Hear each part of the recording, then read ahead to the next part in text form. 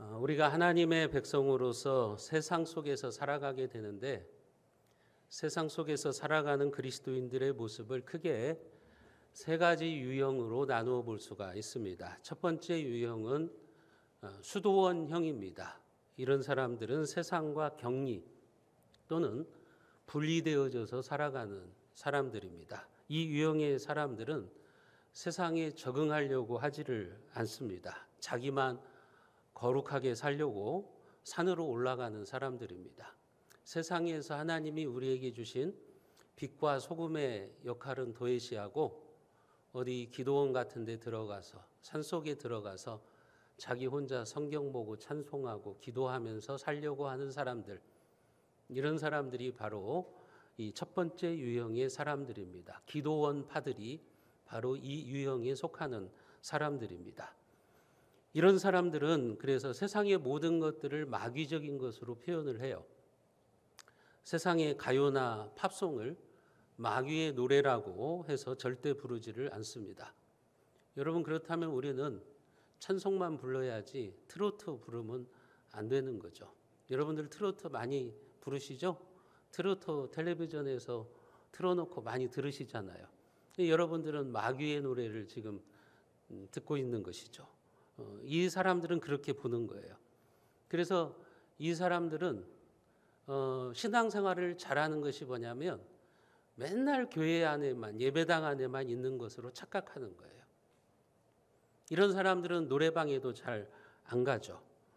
어쩔 수 없이 노래방에 끌려가서 이제 뭐 회사에서 단합대회를 한다든지 아니면 가족끼리 뭐 모임이 있을 때 노래방에 가서 노래를 부르는 게 뭐냐면 죄짐 맡은 우리 구주, 이런 찬양을 부르면서 완전히 산통을 다 깨버리는 사람들, 분위기를 망치는 사람들, 완전히 그 분위기를 다운시켜버리는 사람들이에요. 이런 사람들이 바로 수도원형의 사람들이에요. 세상으로부터 격리되고 분리되어지는 삶을 살아가는 것이 믿음 생활을 잘하는 것처럼 생각하는 사람들이죠. 두 번째 유형은 어떤 사람들이냐? 이 유형과는 반대가 되는 사람들이에요. 이런 사람들은 정치가형이라고 이야기를 말합니다. 세속적인 그리스도인들. 이 사람들은 세상과 너무 타협을 잘해요. 첫 번째 수도원형의 사람들은 세상과 철저히 분리되어지는 사람이라고 한다면, 이 두 번째 사람들은 세상 속에서 세상의 문화와 너무 쉽게 타협을 해버리는 사람들입니다. 예수님을 믿으면서도 세상 속에서 적당히 타협하면서 살아가는 사람들. 그래서 월요일부터 토요일까지는 세상에서 열심히 즐기다가 주일이 되면은 성경책을 끼고 경건해지는 사람들입니다. 월요일부터 토요일까지는 세상에서 사기치고 욕하고 거짓말하다가 교회 오면은 이제 거룩한 사람으로 바뀌는 거죠. 막 찬송을 부르고 기도도 열심히 하는 것처럼 그렇게 바뀌어지는 사람들입니다. 이런 유형의 사람들은 세상의 쾌락도 적당히 즐기고 믿음 생활도 적당히 하는 사람들입니다. 그래서 누군가 교회 일을 열심히 하면 뭐라고 말을 하냐면, 믿는 것도 적당히 해야지 너무 지나치면 안 된다, 신앙생활 열심히 하면 안 된다, 이런 말을 하는 사람들입니다. 이 사람들의 인생의 기준은 성경이 아니에요. 성경이 아니라 세상의 가치관입니다. 세상의 가치관으로 배우자도 찾고, 세상의 가치관으로 직업도 구하고, 세상의 가치관으로 인생을 살아가는 사람들, 이런 사람들이 바로 이 정치가형, 세속형의 사람들이라고 생각하시면 돼요. 세 번째 유형이 있습니다. 이런 사람들은 선교사형이에요. 한마디로 말하면 세상에서 빛과 소금의 역할을 하는 사람들, 세상에 들어가서 세상을 변화시키는, 하나님의 말씀으로 세상에 선한 영향력을 끼치고 변화시키려고 하는 삶을 살아가는 사람들입니다. 이들이 세상을 살아가는 기준은 말씀입니다. 그 사람이 사업을 하든 정치를 하든 장사를 하든 무엇을 하든지 하나님의 말씀이 기준이 되는 거예요. 한 2년 전에 우리 전라북도 도의회에서 포괄적 차별금지법을 통과시키려고 했을 때 우리 나인권 장로님이 막았습니다. 반대 토론을 붙여서 결국은 포괄적 차별금지법이 통과되지 못했습니다. 그것이 이제 반동성애 진영의 큰 힘이 되었어요. 동성애가 확산되려고 하는 것을 저지하는 데 큰 역할을 하게 됩니다. 그리고 우리나라에 이제 반동성애 운동을 하는 사람들에게 전라북도에서 저런 일이 일어나다니. 전라북도는 다른 지역의 사람들이 이쪽은 좌파예요. 그래서 포괄적 차별금지법을 좋아하고 그것을 통과시킬 것이다 이렇게 생각했는데 전라북도에서 포괄적 차별금지법을 막아버린 거예요. 그래서 우리 장로님이 전국적으로 유명해지셨죠. 그리고 동성애 진영에 큰 타격을 가했습니다. 바로 그런 거죠. 우리가 어떤 일을 하든지 세상에 들어가서 어떤 모습으로 있든지 기준이 말씀인 거예요. 왜 그런 겁니까? 도의원으로서 정치적인 어떤 성공보다는 하나님의 말씀, 하나님의 말씀으로 이 세상을 바로 세우겠다고 하는 그런 생각을 가지고 있었기 때문에 그런 거예요. 여러분들도 그러셔야 돼요.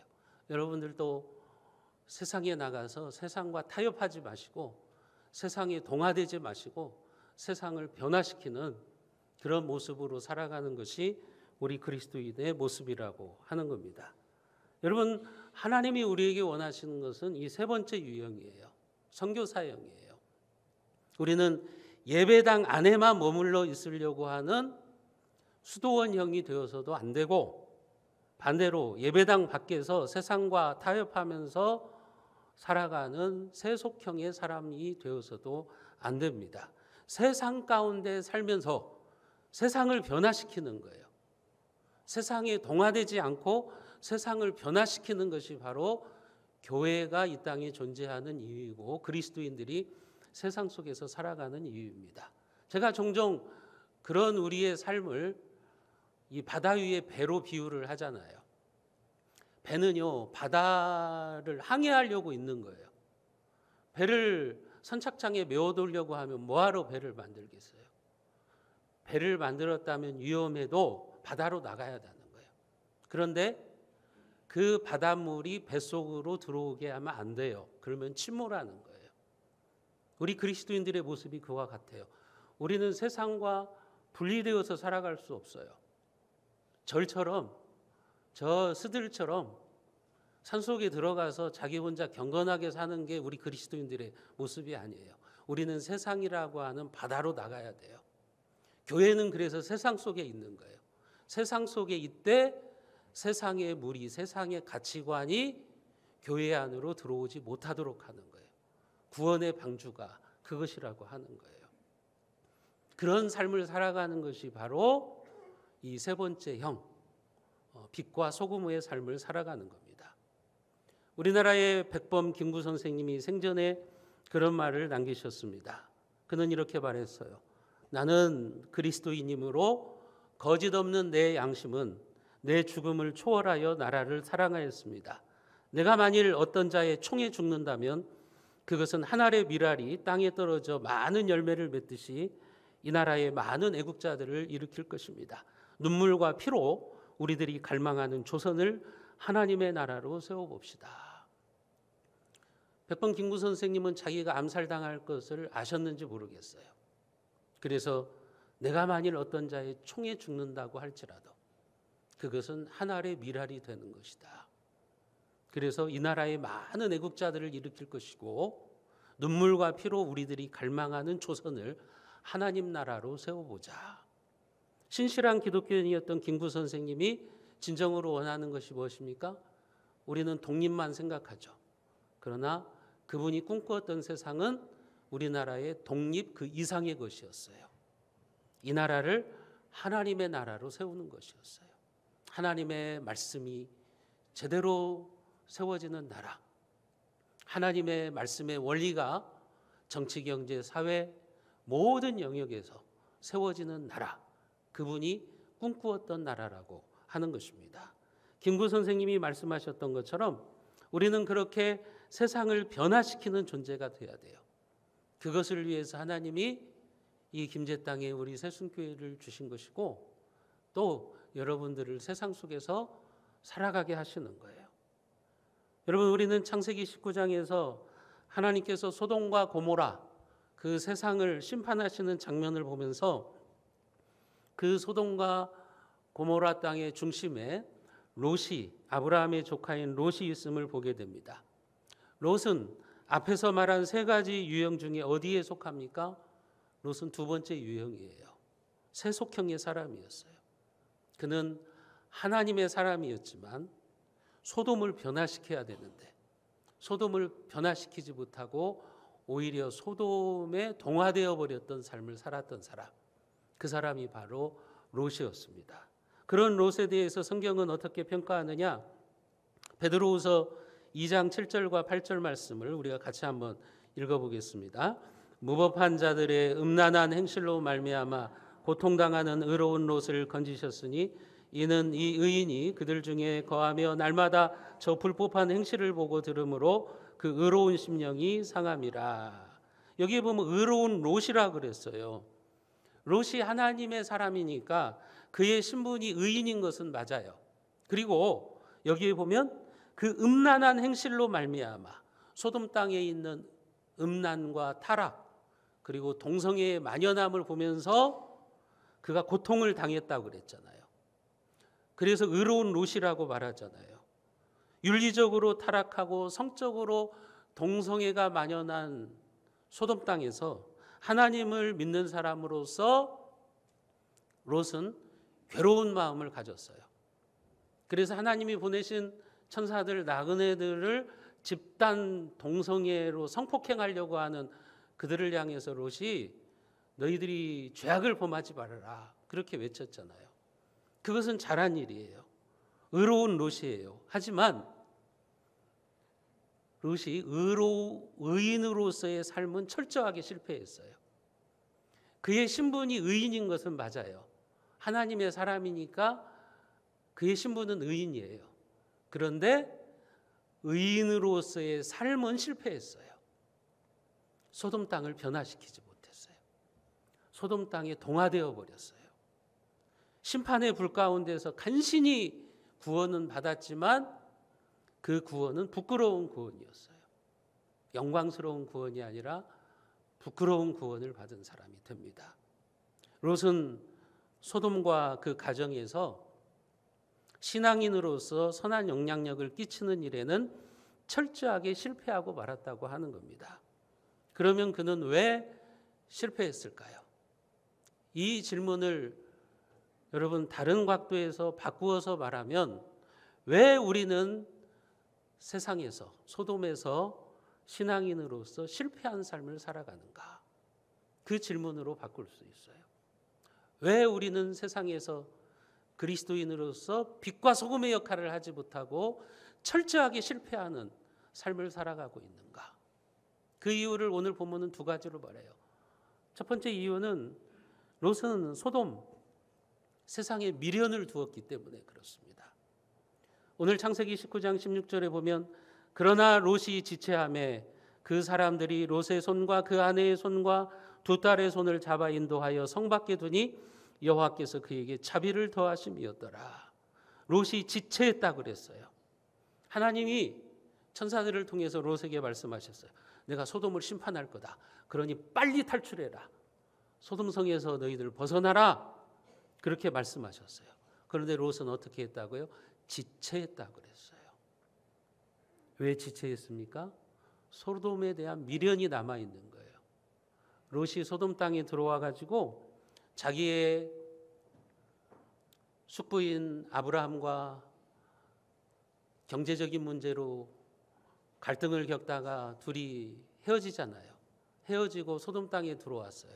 그리고 소돔 땅에서 그가 쌓아놓았던 지위와 명예가 있었어요. 그런데 하루아침에 날아가게 생겼습니다.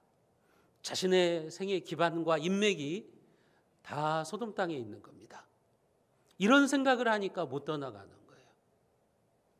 그래서 소돔이 악하다는 것은 알았지만, 그래서 그가 그 속에서 괴로워했지만 거기에서 탈출하지 않고 타협하면서 살아갔던 거예요. 이처럼 신앙이 세속화되었으니까 하나님의 말씀에 순종하지 못하고 지체하고 있는 거예요. 떠나지를 못하고 있는 거예요. 하나님은 소돔을 떠나지 않으려고 머뭇거리고 있는 롯과 그의 가족들을 강제로 끌어내시고 17절에 보면 그렇게 말씀하십니다. 돌아보거나 들에 머물지 말고 산으로 도망하여서 멸망함을 면하라. 뒤를 돌아보지 말고 들에 머물지 말아라. 하나님이 지정하신 산까지 달려가라. 거기까지 달려가서 너희들이 멸망함을 면하라. 하나님이 말씀하시는 거예요. 돌아보지 말아라. 그런데 우리가 지난 시간에 살펴봤던 것처럼 롯의 아내는 뒤돌아보다가 소금기둥이 되어버렸죠. 멸망한 거죠. 뒤를 돌아보거나 들에 머물지 말고 하나님이 말씀하신 산으로 가라고 말씀하시는 거예요. 하지만 롯은 그렇게 하지 않아요. 하나님이 가라는 산으로 가지 않고 자기가 원하는 소활성, 작은 성에 피하겠다는 거예요. 소돔 옆에 있는 소활성으로 가게 해달라고 말합니다. 20절에 보시면 보소서 저 성읍은 도망하기에 가깝고 작기도 하오니 나를 그곳으로 도망하게 하소서. 이는 작은 성읍이 아니니까 내 생명이 보존되리이다. 여러분, 지금 롯의 어떤 모습을 볼 수가 있어요? 소돔의 불과 유황이 비 오듯 쏟아져 가지고 멸망을 당하는데도 소돔에서 멀어질 생각을 하는 게 아니라 어떻게 해서든지 소돔 가까이 있고 싶은 거예요. 그래서 소활성으로 나를 가게 해달라고. 하나님은 빨리 네가 달려가서 하나님이 지정하시는 산으로 가라고 하는데 롯은 아유 거기까지 못 갑니다. 주여 그리 마옵소서. 그렇게 말하잖아요. 주여 그리 마옵소서. 부담됩니다. 거기까지 가는 거 부담됩니다. 하나님의 말씀이 부담됩니다. 순종하려고 하니까 참 부담됩니다. 그러니 소활로 좀 가게 해주세요. 무슨 말이에요? 소돔이 망하면 소활에서라도 살겠다는 거예요. 여전히 세상의 가치관 속에서 살겠다는 거예요. 여러분, 소활은 소돔의 축소판이에요. 예전에 창세기 13장에서 롯이 아브라함과 결별할 때 그의 선택 기준이 뭐였죠? 여러분, 그는 세상에 눈에 보이는 안목의 정욕이었어요. 창세기 13장 10절 말씀을 우리가 같이 한번 읽어봅니다. 창세기 13장 10절입니다. 이에 롯이 눈을 들어 요단 지역을 바라본즉 소알까지 온 땅의 물이 넉넉하니 여호와께서 소돔과 고모라를 멸하시기 전이었으므로 여호와의 동산 같고 애굽 땅과 같았더라. 여기에도 보면 소알이 나오잖아요. 소돔 옆에 있는 소알. 그러니까 롯은 그때나 지금이나 변한 것이 없어요. 롯은 소돔이 무너지더라도 소알이 남아있는 거예요. 그러니까 소알로 보내달라는 거예요. 소돔의 축소판인 소알로 나를 보내달라고 하는 것. 세속화된 롯의 모습입니다. 하나님의 사람인데 여전히 그가 생각하는 것은, 가지고 있는 인생의 태도는 세속적인 거예요. 그는 하나님께서 멸망의 자리에서 자기를 구원해 주시고 있는데도 거기에서 자기 편의대로 하려고 그래요. 하나님은 산으로 가라고 하시는데 롯은 소알로 가겠다고 합니다. 여전히 소돔에 대한 미련이 남아있다는 것이고, 그리고 하나님의 말씀을 신뢰하지 못하고 있다는 겁니다. 그런데도 하나님은 그 롯의 형편없는 믿음, 엄살 부리는 믿음을 야단치 아니하시고 그의 간청을 들어주시죠. 그래서 소알로 들어가게 하시는 거예요. 그러나 나중에 그 잘못된 선택으로 말미암아 우리가 다음 시간에 살펴보게 됐지만 그 가정에는 폐륜적인 결과가 나오게 돼요. 롯의 딸들이 아버지와 근친상간을 해가지고 자식을 낳는, 아버지를 술 취하게 만들어버리고 아버지와 동침을 해가지고 거기에서 잘못된 민족, 하나님의 백성들을 대적하는 민족들이 나오게 되는, 모압과 암몬이 출생하게 되는 그런 파국적인 결과를 가져오게 되는 겁니다. 여러분, 우리도 롯처럼 소돔을 낳은 사람들이에요. 이제 문제는 그 다음이에요. 우리도 롯처럼 멸망의 세상에서 하나님이 구원해 주셨는데 그 다음이죠. 소돔에서 나온 다음에는 어떻게 해야 돼요? 하나님이 가라고 하는 산으로 가야 되는 거예요. 하나님의 말씀에 순종하며 살아가야 되는 거예요. 그런데 그 산으로 곧장 나아가지 않습니다. 조금 가다가 자꾸 소돔을 뒤돌아봅니다. 그리고 들에 머물려고 하는 거예요. 그런데 소돔은 불타버렸어요. 여러분, 그렇다고 할지라도 우리는 어떻게 해요? 롯처럼 소돔의 축소판인 소알로 들어가려고 하는 거예요. 소알에 머물려고 하는 거예요. 소돔에 대한 미련을 버리지 못했기 때문에 그러는 것입니다. 여러분, 여러분들의 소알은 어디입니까? 저의 소알은 어디일까요? 목회를 하면서도 여전히 세상의 영광을 구하는 것, 하나님을 믿는다고 하면서도 말씀대로 가려고 하는 나의 삶의 발목을 잡고 있는 것, 그게 소알이라고요. 주일 성수를 방해하는 나의 취미생활이 여러분들의 소알일 수도 있어요. 나의 게으름일 수도 있어요. 세상의 오락과 레저일 수도 있어요. 그것이 명예심일 수도, 돈에 대한 애착일 수도 있습니다. 여러분, 거기에 머물러 있으면 안 됩니다. 들에 머물지 마십시오. 하나님이 가라고 하는 산의 정상에 오르시기를 바랍니다. 그러면 그곳에 하나님이 예비하신 더 좋은 축복이 기다리고 있음을 믿으시기를 바랍니다. 그런데 롯은 거기에서 실패했어요. 또 한 가지 롯이 실패한 이유는 그는 소돔, 세상에서 선한 영향력을 끼치지 못해서 실패했습니다. 롯이 소돔이 멸망할 것이라고 하는 하나님의 말씀을 듣고 그의 딸들과 사위들에게 말합니다. 하나님이 소돔을, 이 땅을 심판하신다. 그러니 빨리 떠나야 된다. 그때 롯의 사위들이 어떤 반응을 보입니까? 14절에 보면 롯이 나가서 그 딸들과 결혼할 사위들에게 말하여 이르기를 여호와께서 이 성을 멸하실 터이니 너희는 일어나 이곳에서 떠나라 하되 그의 사위들은 농담으로 여겼더라. 농담으로 여겼다 그랬어요. 그래서 롯의 사위들은 소돔에서 살아날 길이 제시되었지만 그 기회를 놓치며 심판을 받게 되는 거예요. 오늘날도 마찬가지예요. 목회자들이 그렇게 외칩니다. 그리스도인들이 그렇게 외치잖아요. 주님 재림하시면 세상을 심판하신다. 그 다음에는 영원한 천국과 영원한 지옥이 있을 거다. 세상 사람들이 뭐라고 말합니까? 농담하고 있네. 희롱하고 있죠. 우리를 조롱하고 있죠. 비웃습니다.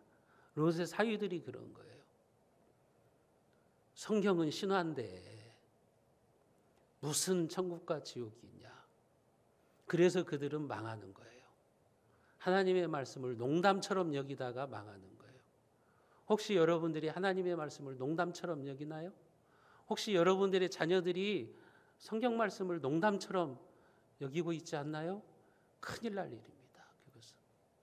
그런 사람들은 구원의 길이 제시되는데도 그것을 비웃는 겁니다.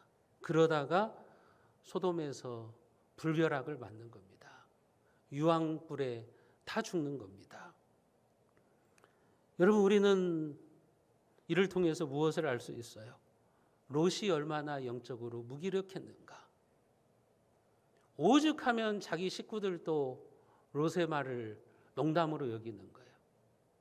여러분들의 삶이 좀 하나님 앞에 바로 서 있어야 여러분들의 자녀들에게 하나님의 말씀을 가르칠 때 받아들이는데 농담으로 여기는 거예요. 그만큼 내가 신앙적으로 무기력하다는 거예요. 영적으로 영향력을 끼치지 못하고 있다는 것을 말하는 겁니다. 롯의 아내도 보십시오. 소돔 성에 대한 미련을 끊지 못해서 소금 기둥이 되고 그의 사위들은 하나님의 말씀을 비웃고 조롱하고 그러는 겁니다. 롯의 가정이 얼마나 파편적인지를 알 수가 있는 거예요. 영적으로 무기력해져 있는가를 알 수가 있는 거예요. 여러분, 롯도 처음에는 그러지 않았어요. 롯도 처음에는 아브라함과 갈대아 우르를 떠나서 하나님의 약속을 믿고 축복의 땅으로 들어갔어요. 출발은 똑같아요. 아브라함이나 롯이나 출발은 똑같아요. 그러나 시간이 흘러서 그 결과는 전혀 정반대가 되어버렸어요. 아브라함은 하나님의 말씀을 따라갔습니다. 그가 가는 곳마다 제단을 세웠어요. 하나님께 예배드리면서 그는 그렇게 갔어요. 그리고 그는 복의 통로가 됩니다. 하지만 롯은 실패한 신앙인이 되어버리고 말았어요. 그 이유는 잘못된 선택 때문입니다. 그가 소돔 땅을 선택했기 때문에 그럽니다. 복의 통로인 아브라함을 떠났기 때문에 하나님의 언약에서 떨어져 나간 거예요. 그래서 그는 철저하게 실패한 신앙인, 세속적인 신앙인이 되어버리고 만 겁니다. 성경은 왜 이 소돔과 롯의 이야기를 아브라함의 스토리가 진행되는 중에 기록되고 있을까요? 창세기 12장부터 24장까지는 이제 아브라함의 이야기가 나오잖아요. 근데 왜 그 중간에 지금 롯의 이야기를 우리들에게 들려주고 있는 거예요? 우리에게 교훈을 주시기 위해서 그런 겁니다. 복의 통로인 아브라함과 세속적인 롯을 대조시키고 있는 겁니다. 그러면서 우리에게 세상에 동화되고 세상과 타협하다가 부끄러운 구원을 받는 롯처럼 되지 말라. 그 교훈을 지금 우리에게 주시고 있는 겁니다. 롯은요, 세상과 하나님을 동시에 품으려고 하다가 실패했습니다. 그러다가 둘 다 잃어버리고 말았던 거예요. 자기의 신앙도 망가지고 그 가정도 망하고 하나님의 축복에서 떨어져 나가는 그런 실패한 신앙인이 되어버리고 말았다고 하는 것입니다. 사랑하는 성도 여러분, 오늘 우리도 이 시대의 소돔 땅에 살고 있습니다. 그 속에서 하나님이 원하시는 것은 여러분들이 세상에 동화되는 것이 아니라 세상을 변화시키는 복의 통로가 되라는 것입니다. 여러분들이 롯의 인생을 통해서 주시는 하나님의 교훈을 들으십시오. 하나님의 음성을 들으십시오. 그래서 롯처럼 부끄러운 구원을 받는 사람이 아니라 하나님의 복에 참여하는 복의 통로가 되시고 영광스럽고 존귀한 구원의 은혜, 후회 없는 하나님의 축복을 받으시기를 주님의 이름으로 축원드리겠습니다.